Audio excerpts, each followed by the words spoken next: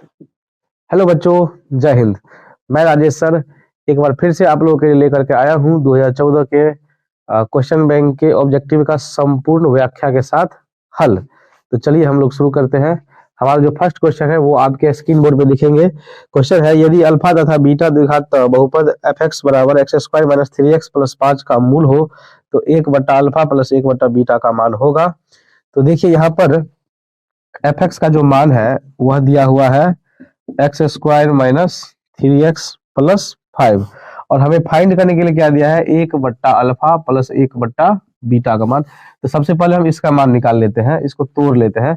तो देखिए यहाँ पर अल्फा और बीटा जो है, अगर हम उस दोनों का एलसीएम लेंगे तो क्या हो जाएगा अल्फा इंटू बीटा।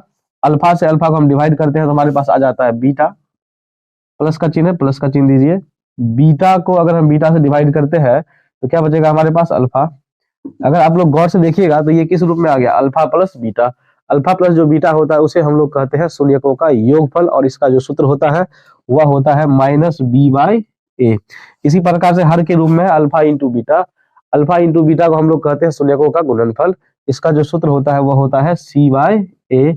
यहाँ पर देखिए ए और ए जो है कैंसिल भी हो सकता है, तो हमारे पास जो अब जो मान बचा वो बच गया माइनस बी बाई सी। अगर इस सूत्र में हम बी का मान और सी का मान भर दे तो हमारा जो मान आएगा वो 1/अल्फा और 1/बीटा का मान आ जाएगा। तो अब हमें फाइंड करना है बी और सी का मान। तो गौर से देखिएगा यहाँ पर दिया है एक्स स्क्वायर, तो एक्स स्क्वायर का जो गुणांक होता है उसे हम लोग ए कहते हैं। तो ए का जो मान है वह हो गया 1, बी का मान हो गया -3, सी का जो मान हो गया वह हो गया 5। तो अब हम यहाँ पर बैठा देते हैं। तो बी का जो मान है कितना दिया हुआ है, 3 -3 दिया हुआ है। एक तो माइनस इसका और एक माइनस इसका, ये क्या हो जाएगा माइनस, और बट्टा में क्या दिया हुआ है सी, तो सी का जो मान है वो हो जाएगा 5। तो हमारे पास जो ऑप्शन आया माइनस माइनस क्या हो गया प्लस, और बट्टा में क्या हो गया 5। इसका जो मान आएगा 3/5 जो कि ऑप्शन नंबर ए में है। तो इस प्रकार से हमारा आंसर ए हो जाएगा। चलिए अब हम लोग चलते हैं क्वेश्चन नंबर 2 पर। क्वेश्चन नंबर 2 क्या कह रहा है, द्विघात समीकरण x square plus 3x plus 2 का शून्य क्या होगा। तो शून्य क्या होता है, देखिए सबसे पहले क्वेश्चन की डिमांड है x square plus 3x plus 2 का पूछ रहा है शून्यक। शून्य का अर्थ क्या होता है, गुणनखंड निकालना। गुणनखंड कैसे निकालते हैं हम लोग, सबसे पहले बराबर में इसके 0 कर लेंगे। गुणनखंड क्या होता है कि फर्स्ट और लास्ट का हम लोग क्या करते हैं मल्टीप्लाई करते हैं। तो फर्स्ट और लास्ट का मल्टीप्लाई अगर करेंगे तो 2 और एक्स स्क्वायर का मल्टीप्लाई करेंगे तो हमारे पास हो जाएगा 2x स्क्वायर। अब दूसरा स्टेप में देखेंगे कि ये जो लास्ट वाला अंक है अचर पद है उसके पीछे किस चीज का साइन लगा हुआ है। तो यहाँ पर गौर से देखिएगा तो प्लस का साइन लगा हुआ है। अब हमें क्या करना है, ये जो मिडिल पॉइंट है अर्थात 3x है, इस 3x का ऐसा खंड करेंगे कि यहाँ पे जोड़ का चिन्ह है तो जोड़ने पर 3 हो जाए और गुणा करने पर कितना हो जाए 2x स्क्वायर। अगर आप गौर से देखिएगा तो एक्स स्क्वायर है, अगर हम यहाँ पर लिख दे 2x प्लस x, तो गौर से देखिए 2x में अगर हम x को जोड़ेंगे तो आ जाएगा 3x, और अगर हम 2x को x से गुणा करेंगे तो कितना हो जाएगा 2x स्क्वायर। तो इससे हमारा काम बन जाएगा। प्लस में क्या बचा 2, बराबर में क्या हो गया 0। तो यहाँ पर गौर से देखिए अब हम कॉमन लेंगे तो यहाँ पर एक्स स्क्वायर है और प्लस 2x है, तो एक्स स्क्वायर 2x में x तो कॉमन ले सकते हैं। तो यहाँ पर एक्स स्क्वायर में x कॉमन ले लिए तो हमारे पास कितना बच गया x बचा, और यहाँ पर 2x में से x कॉमन ले लिए तो हमारे पास कितना बचा 2 बचा। इसमें x और प्लस 2 में कुछ भी कॉमन नहीं आएगा, तो कुछ नहीं आएगा तो कम से कम एक तो ले सकते हैं, क्योंकि एक जो है कोई या चर राशि हो या अचर राशि हो सबका गुणज होता है। तो अगर हम इसमें x को एक कॉमन लिए तो हमारे पास इधर क्या बच गया x और इधर क्या बच गया +2, बराबर में क्या हो गया 0। अब भी गौर से देखिए यहाँ पर भी x प्लस 2 है और यहाँ पर भी x प्लस 2 है, तो x प्लस 2 हम फिर से कॉमन ले सकते हैं। तो इधर जो है हमारा मान क्या आया x बच गया, और इधर तो x प्लस 2 कॉमन ले चुके हैं तो हमारे पास कितना बच गया 1 हो गया, बराबर में क्या हो गया 0। हमें x का मान निकालना है। शून्य का अर्थ क्या होता है x का मान निकालना। यह सवाल जो है यह समीकरण है जिस रूप में दिया हुआ है उसका मान निकालना। तो यहाँ पर क्या लिखेंगे, यदि x प्लस 2 बराबर क्या दिया हुआ है 0, तो x का जो मान आएगा प्लस को अगर हम इस साइड ले जाते हैं तो क्या हो जाएगा -2, और इधर देख लीजिए क्या दिया हुआ है, यदि x प्लस 1 बराबर 0 तो x का जो मान आ जाएगा वह हो जाएगा -1। तो हमारा जो मान आया इसमें वह क्या हो जाएगा, देखिए -2 -1। तो ऐसा ऑप्शन जो है ऑप्शन नंबर डी में दिया हुआ है। इस ऑप्शन पहले -1 दिया है फिर बाद में -2 दिया है, उससे कोई फर्क नहीं पड़ता। इसका जो ऑप्शन होगा वो हो जाएगा डी। अब हम लोग आते हैं क्वेश्चन नंबर 3 पर। क्वेश्चन नंबर 3 क्या कर रहा है कि वृत्ताकार पथ पर 3 धावक एक ही स्थान से दौड़ना प्रारंभ करते हैं, तो एक चक्कर लगाने में क्रमशः 1 घंटे, 3 घंटे तथा 5 घंटे समय लगता है। तो तीनों को प्रस्थान बिंदु पर पुनः मिलने में कितना समय लगेगा? तो देखिए तीनों क्या कह रहा है कि तीनों धावक जो है पुनः जो है एक ही स्थान पर जाकर के मिल जाते हैं। तो अगर एक ही स्थान पर मिलते हैं तो हम लोग क्या करेंगे, सबका इसका एलसीएम निकाल लेंगे। कितना दिया हुआ है? 1 घंटा, 3 घंटा और क्या दिया हुआ है? 5 घंटा। अगर आप 1, 3 और 5 का एलसीएम निकाल लेंगे, इसमें ये नहीं कर रहा है कि अभाज्य गुणनखंड विधि से ज्ञात करें या फिर भाग विधि से ज्ञात करें, हम कैसे भी निकाल लेंगे। तो 1, 3, 5 का अगर एलसीएम निकालिएगा तो इसमें क्या होगा, फिर तीनों का मल्टीप्लाई ही करना पड़ेगा। तो हमारे पास जो ऑप्शन आएगा, 1 को 3 से मल्टीप्लाई करेंगे तो 3 आएगा और 3 को 5 से करेंगे तो कितना हो जाएगा? 15। इस प्रकार से जो हमारा ऑप्शन हो जाएगा वह हो जाएगा डी। अब हम लोग क्वेश्चन नंबर, चलिए अब हम लोग क्वेश्चन नंबर 4 पे आते हैं। क्वेश्चन नंबर 4 की डिमांड क्या है? करा कि 3, 4, 0, 3, 4, 5 का बहुलक होगा। हमारे पास देखिए, अब क्वेश्चन आप लोग के स्क्रीन पे दिखेगा। तो हमारे पास जो मान है वो दिया है 3, 4, 0, 3, 4 और क्या दिया है? 5। तो समानता बहुलक क्या होता है? जिसकी बारंबारता अधिक हो उसे हम बहुलक कहते हैं। तो यहाँ पर देखिएगा बारंबारता किस किस की ज्यादा है। तो सबसे पहले 3 देख लीजिए क्या बार है? 2 बार है। और 4 भी कितने बार है? 2 बार है।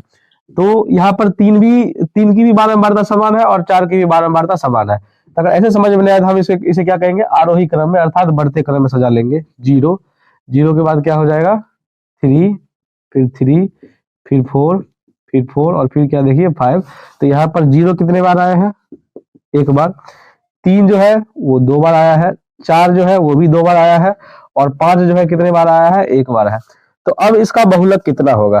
तो देखिए 3 भी 2 बार है और 4 भी 2 बार है। तो अगर इस प्रकार के क्वेश्चन में बहुलक क्या हो जाए? सेम हो जाए, तो जो बड़ा वाला मान होगा वही उसका बहुलक होगा। तो इस प्रकार से इसका जो ऑप्शन होगा वह हो जाएगा ऑप्शन नंबर सी। क्वेश्चन, अगर इस क्वेश्चन को गौर से देखिएगा तो क्वेश्चन बैंक में बी दिया हुआ है 4 दशमलव जो कि है 16। ये गलत आंसर दिया हुआ है। इसका आंसर जो है सी ही होगा। चलिए अब हम लोग क्वेश्चन नंबर देखते हैं 5, जो कि आप लोगों के स्क्रीन बोर्ड पे दिख जाएगा। क्वेश्चन नंबर 5 है सभी वर्ग होते हैं। तो देखिए सभी जो वर्ग होते हैं वह होते हैं समरूप। कोई भी दो ज्यामितीय आकृति अगर उसका आकार समान हो या आकार एक ही अनुपात में हो तो उसे हम लोग क्या कहते हैं? समरूप कहते हैं। जैसे मान लीजिए ये क्या है? 2 वर्ग है। ये 2 वर्ग आपस में क्या कहलाएंगे? समरूप कहलाएंगे। उसी प्रकार से देखिए वृत्त है, तो 2 वृत्त भी क्या होते हैं? आपस में समरूप होते हैं। तो कोई भी दो ज्यामितीय आकृति जो एक ही आकार के हो उसे हम लोग क्या कहेंगे? समरूप कहेंगे। तो इस प्रकार से हम कह सकते हैं 2 वृत्त आपस में समरूप होते हैं, 2 समबाहु त्रिभुज भी आपस में समरूप होते हैं, 2 वर्ग भी आपस में समरूप होते हैं, 2 आयत भी आपस में समरूप होते हैं। कोई भी आकृति, कोई भी ज्यामितीय आकृति जो एक ही आकार के हो उसे क्या कहेंगे? हम लोग समरूप आकृति कहेंगे। और इस प्रकार के क्वेश्चन जो है हर बार जो है एग्जाम में पूछा जाता है। तो इसका जो ऑप्शन होगा क्वेश्चन नंबर 5 का वो हो जाएगा ए। चलिए अब हम लोग क्वेश्चन नंबर 6 पे आते हैं। क्वेश्चन नंबर 6 क्या कर रहा है कि बिंदु -10, 6 तथा माइनस नहीं दिया हुआ, 6 - 10 को मिलाने वाली रेखा का मध्य बिंदु का नियामक क्या होगा? तो यहाँ पर जो हमारे पास बिंदु है देख लीजिए, ए बिंदु है और बी बिंदु है। ए में क्या ऐसे मान लेते हैं 10, 6 और बी में जो दिया है 6, क्या दिया हुआ है? -10। तो क्या पूछ रहा है? मध्य बिंदु का नियामक क्या होगा? तो इसके ए बी के मध्य में एक बिंदु ले लेते हैं पी। इसका नियामक कुछ नहीं दिया था, हम मान लेते हैं एक्स वाई। देखिएगा तो मध्य बिंदु के जो नियामक का सूत्र होता है वह होता है x1 जोड़ x2 बट्टा 2 और y का जो मान होता है वो होता है y1 जोड़ y2 बट्टा 2। तो यहाँ पर हमको देखना पड़ेगा कि x1 का मान कौन हुआ, y1 का मान कौन हुआ, x2 का मान कौन हुआ और y2 का मान कौन हुआ। तो पहला वाला जो मान होता है उसे हम लोग x1 y1 बोलते हैं, दूसरा वाला जो मान होता है उसको हम लोग x2 y2 बोलते हैं। तो यहाँ पर क्या दिया हुआ है देख लीजिए गौर से, x1 का जो मान दिया है वह दिया हुआ है -10 और x2 का जो मान दिया हुआ है वह दिया हुआ है 6, बाई में क्या हो जाएगा 2। अगर हम इसको जोड़ते हैं तो -10 में 6 जोड़ेंगे तो क्या हो जाएगा -4 बट्टा 2, 2 और 4 को हम लोग कैंसिल करेंगे तो क्या होगा 2 दूनी 4। तो x का जो मान आया वो हो गया -2। इसी प्रकार से यहाँ पर देख लीजिए y1 का जो मान दिया है कितना दिया है 6 और y2 का जो मान दिया है कितना दिया हुआ है 10। तो देखिए 6 तो ठीक है, प्लस माइनस क्या हो जाएगा, -/2। तो यहाँ पर जो मान हो जाएगा 10 में से अगर 6 घटाएगा तो क्या हो जाएगा, -4/2। 2 और 4 कैंसिल हो जाएगा -2 से, तो y का जो मान आएगा वह क्या हो जाएगा, -2। इस प्रकार से जो हमारा नियामक आएगा, अब p का नियामक -2 आ जाएगा और क्या आ जाएगा, -2। तो देखिएगा -2 और -2 जो है ऑप्शन नंबर डी में दिया हुआ है। तो इस प्रकार से जो हमारा ऑप्शन हो जाएगा इसका हो जाएगा डी। चलिए अब हम लोग क्वेश्चन नंबर 7 पे आते हैं। 7 दिया हुआ है कि यदि किसी वृत्त की त्रिज्या तिगुनी कर दी जाए तो नए एवं पुराने वृत्तों के परिधियों का अनुपात क्या होगा। तो क्वेश्चन की डिमांड क्या है, किसी वृत्त की त्रिज्या को तिगुनी कर दी जाए। तो मान लीजिए ये क्या है, एक वृत्त है, इसका त्रिज्या नहीं दिया हुआ है, तो मान लेते हैं, माना वृत्त की त्रिज्या बराबर, मान लेते हैं r, जो इसका इंग्लिश रेडियस होता है, इसलिए हम इसे r से ही सूचित करते हैं। फिर प्रश्न क्या कह रहा है कि यदि किसी वृत्त की त्रिज्या को 3 गुनी कर दी जाए तो नई त्रिज्या क्या हो जाएगी। अगर हम इसे, इस त्रिज्या को अगर हम 3 से गुना कर दे तो क्या हो जाएगा, 3r। कोई और वृत्त ले लीजिए, अगर हम इसको 3 से गुना कर दे तो कितना हो जाएगा, ये 3r। तो क्वेश्चन की डिमांड क्या कर रहा है, कह रहा है कि नए एवं पुराने वृत्तों के परिधियों का अनुपात क्या होगा। प्रश्न क्या कह रहा है, सो देखिएगा गौर से। नए वृत्त की परिधि,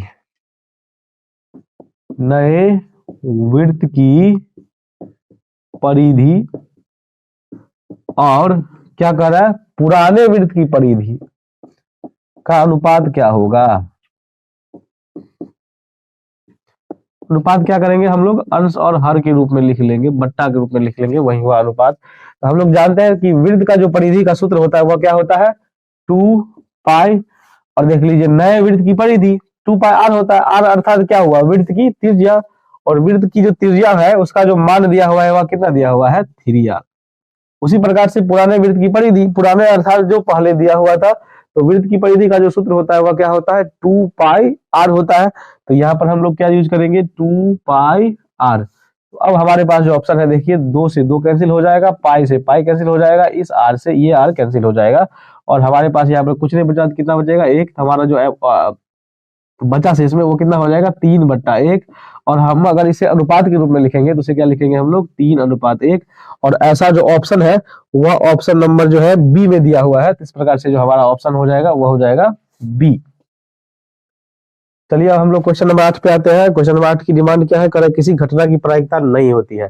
तो सबसे पहले यहाँ पर प्रायिकता का मान पूछा गया है। तो देखिए प्रायिकता का जो परिसर होता है वह 0 से लेकर के 1 तक होता है, अर्थात प्रायिकता का जो मान होता है वह 0 से लेकर 1 तक ही होता है। कहाँ तक होता है, 0 से लेकर के 1 तक। प्रायिकता को हम लोग पी से सूचित करते हैं, देखिए सूचित करते हैं पी से। इसका मान क्या हो सकता है, या तो 0 से बड़ा होगा या फिर क्या होगा, बराबर होगा, या तो 1 से क्या होगा, छोटा होगा, या फिर 1 के बराबर होगा। ये भी जो रूप दिया है प्रायिकता का, ये भी परीक्षा में कई बार पूछा जा चुका है। तो इस बात को भी आप लोग डिनोट करेंगे। प्रायिकता का जो मान होता है क्या होता है, 0 से या तो बड़ा होगा या फिर 1 के बराबर होगा। 0 से या तो बड़ा होगा या फिर 0 के बराबर होगा, या नहीं तो 1 से छोटा होगा या फिर 1 के बराबर होगा। तो क्वेश्चन क्या कह रहा है कि किसी घटना की प्रायिकता नहीं होती है। तो इसमें से हम देखेंगे कि कौन ऐसा मान है जो या तो 0 है या 1 है, या 0 और 1 के बीच में है। तो हम अगर गौर से आप लोग देखिएगा तो ए में दिया है 1, ये तो संभव है। इसके बाद दिया है बी में दिया है 0.1, ये 0 और 1 तो नहीं है, लेकिन 0 और 1 के बीच में तो आता है, तो ये भी ऑप्शन सही दिया है। और ऑप्शन नंबर आप लोग देखिएगा सी, तो वह दिया है -7, जो कि 0 से क्या है, छोटा है। तो ये जो है ऑप्शन नहीं होगा इसका, ये जो है प्रायिकता नहीं हो सकती है। इस प्रकार से जो हमारा ऑप्शन हो जाएगा वह हो जाएगा ऑप्शन नंबर सी। इससे और भी क्वेश्चन बन सकते हैं। देखिएगा 0 को हम लोग असंभव घटना कहते हैं, और 1 को हम लोग क्या कहते हैं, संभव घटना, या असंभव को हम लोग कभी कभी अनिश्चित भी बोलते हैं, और संभव को क्या बोलते हैं, निश्चित घटना भी बोलते हैं। परीक्षा में अक्सर पूछा जाता है कि असंभव घटना की प्रायिकता होती है, तो क्या हम लोग टिक करेंगे 0, और पूछा जाए कि संभव घटना की प्रायिकता क्या होती है, तो हम लोग क्या टिक करेंगे 1। इसी प्रकार से इस क्वेश्चन को थोड़ा और भी अलग ढंग से पूछा जाता है कि निश्चित घटना की प्रायिकता क्या होगी। तो निश्चित घटना की प्रायिकता भी कितनी होती है, 1 होती है, और अनिश्चित घटना की प्रायिकता कितनी होती है, 0 होती है। चलिए अब हम लोग क्वेश्चन नंबर 9 पे आते हैं। क्वेश्चन नंबर 9 कह रहा है कि यदि 3 sec थीटा बराबर 2, क्या दिया हुआ है देखिएगा, 3 sec सेक थीटा बराबर क्या दिया है 2, तो थीटा का मान क्या होगा, तो यहाँ पर क्या दिया है सेक थीटा, अगर हम √3 को इस साइड ले जाएंगे तो क्या हो जाएगा 2/√3, और सेक में जो है 2/√3 किसका मान होता है, तो सेक 30 का मान होता है 2/√3, बिकॉज देखिएगा तो सेक और सेक कैंसिल हो जाएगा, तो थीटा का जो मान आएगा वो हो जाएगा 30 डिग्री, और 30 डिग्री जो ऑप्शन है वह दिया है ऑप्शन नंबर बी में। इस प्रकार से जो हमारा ऑप्शन हो जाएगा वह हो जाएगा बी। चलिए अब हम लोग क्वेश्चन नंबर 10 पे आते हैं। क्वेश्चन नंबर 10 क्या कह रहा है कि सेक स्क्वायर ए बटा 1 प्लस कोट स्क्वायर ए बराबर है। तो सेक स्क्वायर का चलिए फार्मूला भी यूज नहीं कर सकते हैं, नहीं करते हैं, क्योंकि इसका जो हर है वह दिया है 1 प्लस कोट स्क्वायर ए, और इसका फार्मूला हम लोग जानते हैं क्या होता है कोसेक स्क्वायर ए। ठीक है, अब यहाँ पर देख लीजिए इस प्रकार का ऑप्शन किसी भी सवाल में नहीं है, तो अगर किसी भी ऑप्शन नहीं आए तो हम लोग क्या करते हैं, कोई भी त्रिकोणमितीय अनुपात हो उसे हम लोग क्या करते हैं साइन और कोस में तोड़ लेते हैं। अगर आप साइन और कोस में तोड़ लेते हैं तो किसी भी क्वेश्चन का आंसर जो है आसानी से आ जाएगा। तो अगर आप सेक को साइन और कोस के रूप में तोड़िएगा, तो सेक को तो हम साइन के रूप में नहीं तोड़ सकते हैं, तोड़ सकते हैं कोस के रूप में। तो सेक का कोस के रूप में जो सूत्र होता है वह क्या होता है 1/कोस स्क्वायर ए। यहाँ पर देखिए कोसेक स्क्वायर ए है, तो इसका जो साइन के रूप में अगर तोड़िएगा तो क्या हो जाएगा 1/साइन स्क्वायर ए। अब देखिए ये किसके रूप में आ गया, डिवाइड के रूप में। अगर हम इसको गुना के रूप में ले जाएंगे तो ये क्या हो जाएगा अंश और हर इसका परिवर्तन हो जाएगा, तो क्या हो जाएगा ऊपर में जाएगा साइन स्क्वायर ए और नीचे में हो जाएगा बट्टा में 1। अगर आप 1 और साइन स्क्वायर को गुना करिएगा तो क्या हो जाएगा फिर साइन स्क्वायर ए, और 1 और कोस स्क्वायर का गुना कीजिएगा तो क्या हो जाएगा कोस स्क्वायर ए। और हम लोग जानते हैं कि साइन स्क्वायर ए बट्टा कोस स्क्वायर ए क्या होता है टेन स्क्वायर ए। तो इस प्रकार से जो हमारा ऑप्शन हो जाएगा वो हो जाएगा ऑप्शन नंबर डी।